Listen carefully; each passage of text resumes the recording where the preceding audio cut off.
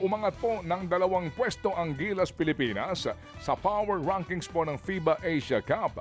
Inaasahan nga pong gagawa ng ingay ang mga Pinoy na ngayon po'y nasa number 6 na mula sa number 8 spot.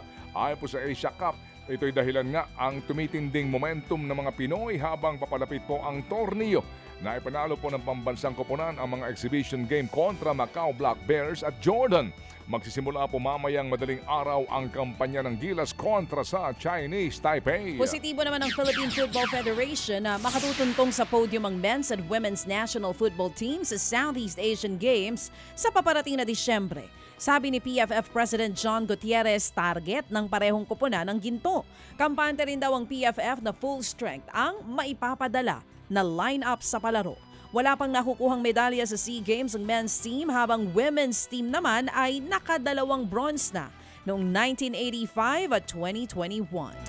Gagamitin po naman daw ng Philippine Women's Football Team ang ASEAN MSIG Serenity Cup sa Vietnam bilang bahagi po ng paghahanda para po sa AFC Women's Asian Cup sa susunod na taon. Ayon po kay Head Coach Mark Torcaso, tsansa po ito ng mas batang players na magpakitang gilas. Wala ang ilan sa mga stars ng Team Pilipinas, gaya po nina Katrina Gilo, Sara Egesvic at Meryl Serrano dahil po sa hindi bahagi ng FIFA International Window ang Serenity Cup. Wala rin po ang forward na si Sarina Bolden dahil po sa injury. Defending champion ang Pinas sa Serenity Cup na gaganapin po sa Vietnam. Humakot ng 20 medalya ang Philippine team sa 2025 Asian Junior Cadet Taekwondo Championships na ginanap po sa Malaysia. 2 po dyan ang ginto mula kina Don D. Santillan Jr. at sa trio na sina Jay Naz Hamias, Clint Magrasha at Sian Gamata. Para po yan sa Kyorugi 37 kg category at Pumse Cadet Team Competition.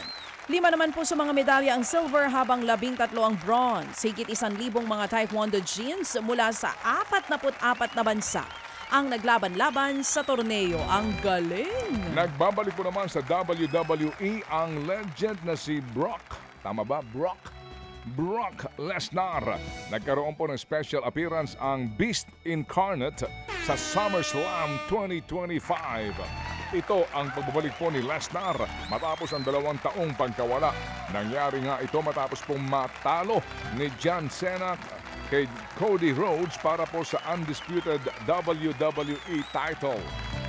Tumugtog ang entrance music po ni Lesnar at pagkaakyat niya sa ring ay agad niyang inatake niya si Cena. Ito'y marka ng pagbabalik din po naman ng tunggalian sa pagitan po ng dalawa na nangyari po noong taong 2024.